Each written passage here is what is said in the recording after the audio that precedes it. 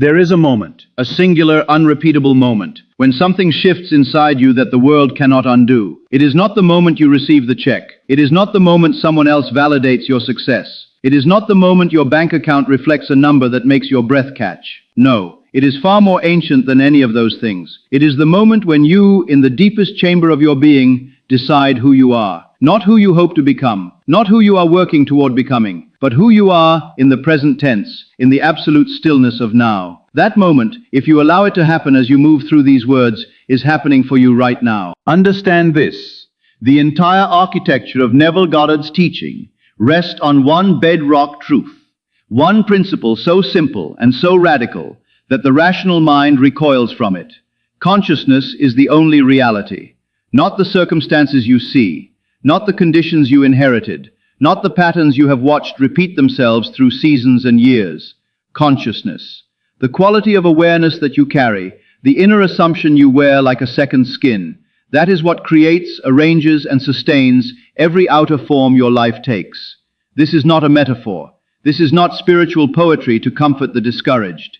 This is a description of how reality actually operates beneath the surface of appearances. Think about this for a moment. You have watched people without formal education, without family wealth, without any of the visible advantages we are told determine success, rise to extraordinary abundance. You have watched others with every conceivable external advantage remain perpetually stranded at the edge of a life they cannot seem to enter. The difference is never what it appears to be from the outside. The difference is always in what a person has accepted as true about themselves, in the innermost conversation they have with their own soul. The multimillionaire is not created by markets or timing or luck. The multimillionaire is created the moment an identity crystallizes. The moment someone steps into a self-concept so fully, so completely, so unconditionally that the outer world has no choice but to rearrange itself to match. Let that sink into your spirit. You were taught, most likely from the very beginning of your conscious awareness, that identity follows achievement, that you become wealthy after you earn wealth, that you become successful after you achieve success, that your inner sense of self must wait, patiently, deferentially, for the outer world to give you permission to feel a certain way. This is the great inversion that keeps human beings in spiritual poverty, regardless of how hard they work. This is the lie hidden inside what everyone calls common sense. The truth is, and feel the weight of this, identity precedes manifestation. Always, without exception. The state you occupy on the inside is always the cause. The circumstances you observe on the outside are always the effect. You do not earn your way into a new identity. You assume the identity, and the earning flows from it. This is not simply motivational framing. This is the mechanical reality of how consciousness operates as a creative force. Neville understood this with breathtaking clarity. He taught that every person is always living in the fulfilled state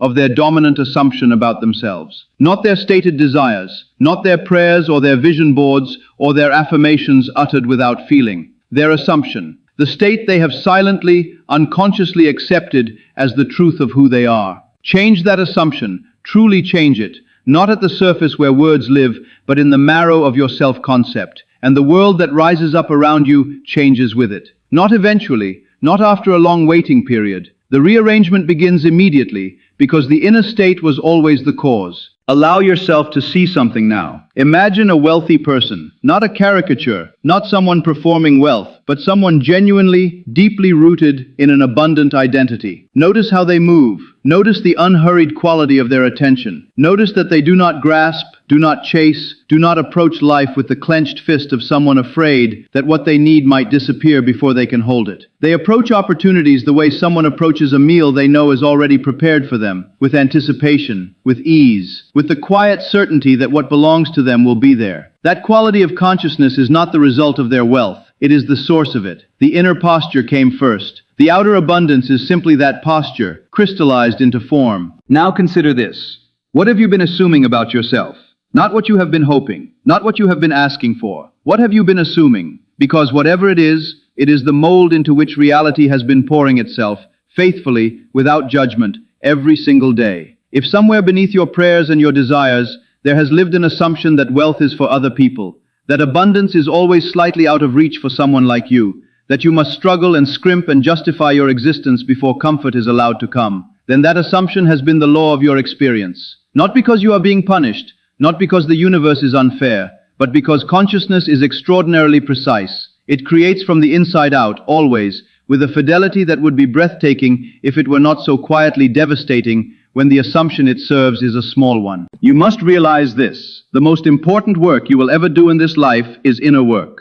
Not the hustle, not the strategy, not the networking or the grinding or the building of visible structures. The most important work is the quiet, deliberate, continuous labor of deciding who you are and refusing to accept any evidence to the contrary. This is the work of a master. This is the work that transforms the fundamental frequency of a life. And this is why so many people exhaust themselves without arriving. They change their actions without changing their assumptions. They rearrange the furniture of their behavior while the foundation of their identity remains untouched. They pour enormous energy into outer effort while the inner blueprint continues to draw the same floor plan. Until the blueprint changes, the building will be rebuilt in the same image, no matter how many times it is torn down and reconstructed. Let this settle within you. A multimillionaire is not a category of person with a certain amount of currency in certain accounts. A multimillionaire is a state of consciousness. It is a way of relating to the world, to resources, to possibility, to your own worthiness. It is a self-concept. And a self-concept, unlike a bank balance, is yours to claim this very instant, without requiring anyone's permission, without waiting for circumstances to line up, without a single dollar needing to change hands. This is the secret that most people never receive. They are waiting for the outer world to validate an inner shift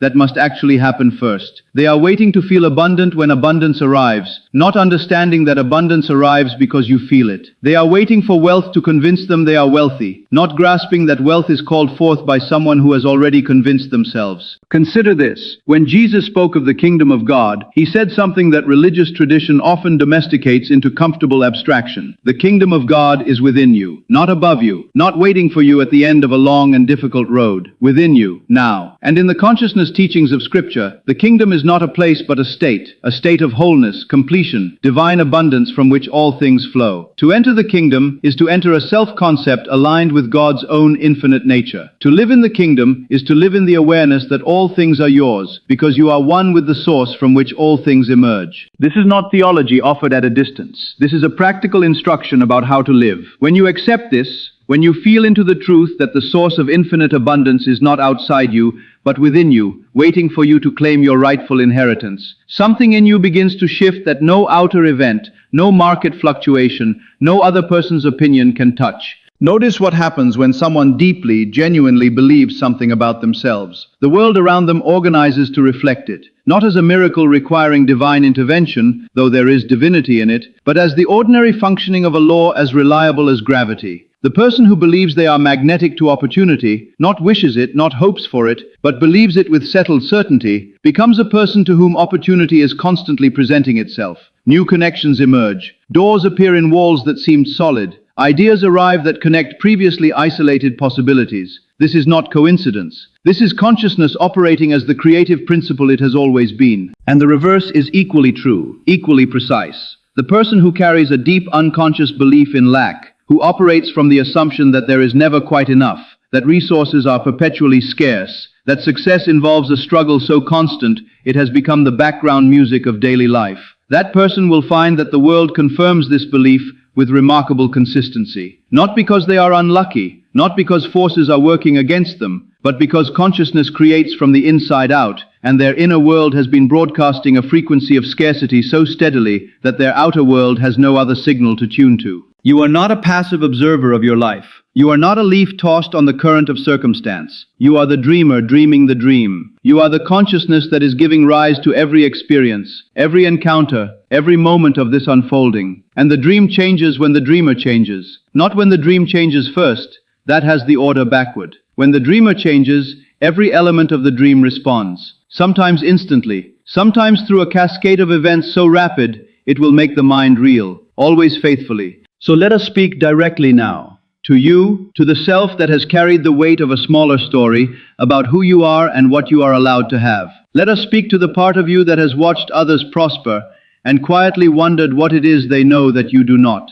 Let us speak to the version of you that has worked hard and hoped hard and prayed hard and sometimes gone to bed with the quiet ache of unrealized potential pressing against the inside of your chest. You must realize that ache is not evidence of your inadequacy. It is evidence of your depth. It is the soul pressing upward against the ceiling of a self-concept that has become too small for what you actually are. That restlessness, that persistent sense that you were made for more than what your current circumstances reflect, that is not wishful thinking. That is a recognition signal. That is the awareness within you calling out to a version of yourself you have not yet claimed, but which has always existed as a divine possibility within your consciousness. The question is not whether you are capable of wealth. You are. The question is whether you are willing to occupy the identity of wealth before the evidence appears. That is the test. That is the threshold. That is the place where most people turn back, not because they cannot do it, but because the rational mind, trained by years of conditional thinking, insists that it is dangerous to feel certain about what you cannot yet verify with your physical senses. But faith, real faith, the kind that Neville taught and that Scripture celebrates, is not the suspension of reason. It is the elevation of inner evidence above outer evidence. It is the willingness to trust what you know in consciousness over what you see in circumstances. It is the deep, unshakable knowing that if the state is real on the inside, it must become real on the outside, because the inside is where reality originates. Feel this deeply. A seed does not stop being a tree because it cannot yet see its branches. The tree is already the truth of the seed. The branches, the height, the shadow it will cast, all of it exists in potential, waiting only on the conditions required for its expression to become visible. The seed that truly contains a tree does not apologize for its current appearance. It does not doubt itself because it looks, in this moment, like a small and unimpressive thing. It simply is what it is, and what it is already the fullness of what it will become. There is something worth pausing on here. The nature of time in the inner world. In the outer world, time is sequential. One thing follows another. Cause precedes effect by measurable intervals. You plant in spring and harvest in fall. You study for years before you practice. You save for decades before you spend. This is the rhythm of the physical dimension, and within that dimension it is real and it must be respected. But in the world of consciousness, time operates differently. In the world of consciousness, the movement is not from past through present into future. The movement is from state to state, from assumption to assumption. The moment the inner state genuinely shifts, the trajectory of the outer life shifts with it, and the physical dimension, which always trails the inner, begins organizing to close the gap between the new inner reality and the old outer appearance. This is what makes consciousness work feel miraculous to those who witness it from the outside. They see only the outer timeline, the sudden opportunity, the unexpected money, the relationship that opens a door, the idea that arrives fully formed and proves to be worth everything. They do not see the inner work that preceded it by days or weeks. They do not see the quiet revolution in a person's self-concept that created the conditions for the outer revolution. They call it luck. They call it coincidence. They call it being in the right place at the right time. And perhaps you have been guilty of the same interpretation when watching others' lives transform. Let this reframe everything. There is no luck. There is only consciousness, expressing at different levels of clarity and conviction.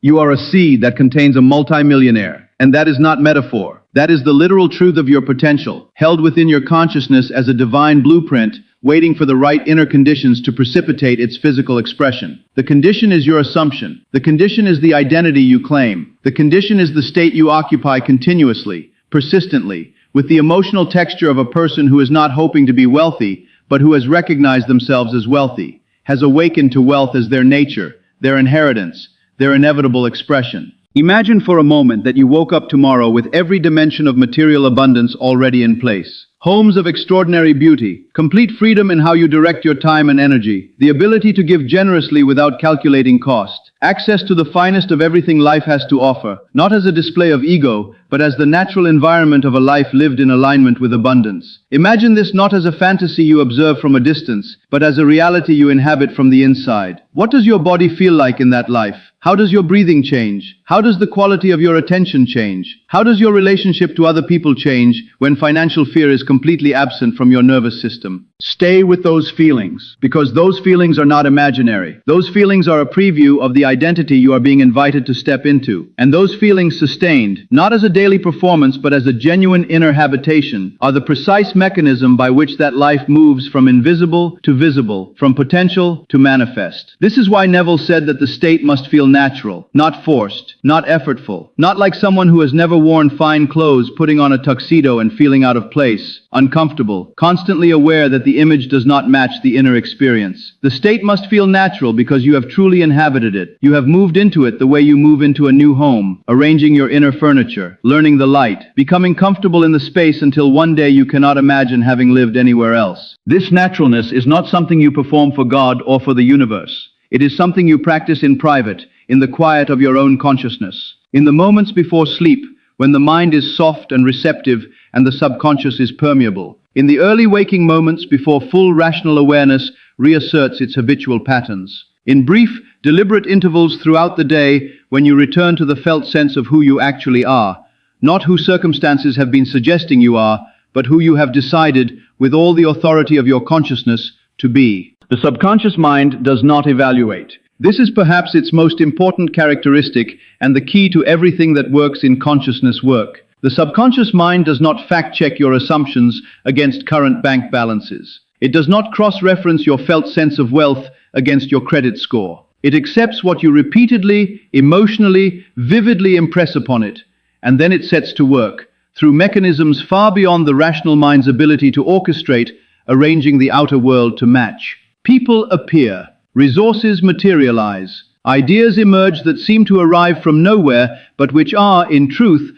the subconscious presenting solutions consistent with the identity it has been given. Consider this: every person you have ever admired for their worldly abundance was at some point someone without it. Every great fortune began in a consciousness before it began in a bank account. Every extraordinary life began as a vivid inner conviction held by someone willing to be unreasonable about their own potential. They were unreasonable in the most magnificent sense. They refused to allow the reasonable voice of present circumstance to dictate what was possible for them. They chose instead to reason from the end, from the vision of what they knew themselves to be and what they knew their life was becoming. This is the law of assumption operating at full power, not the law of attraction, which implies a passive magnetic drawing of things toward you. The law of assumption, which says that you assume the feeling of the wish fulfilled. You inhabit it as your present reality, and reality conforms. You are not drawing something to you from a distance. You are awakening to something that is already the truth of what you are. Let that distinction land in you. There is an enormous difference between the consciousness of someone reaching for wealth, hands outstretched,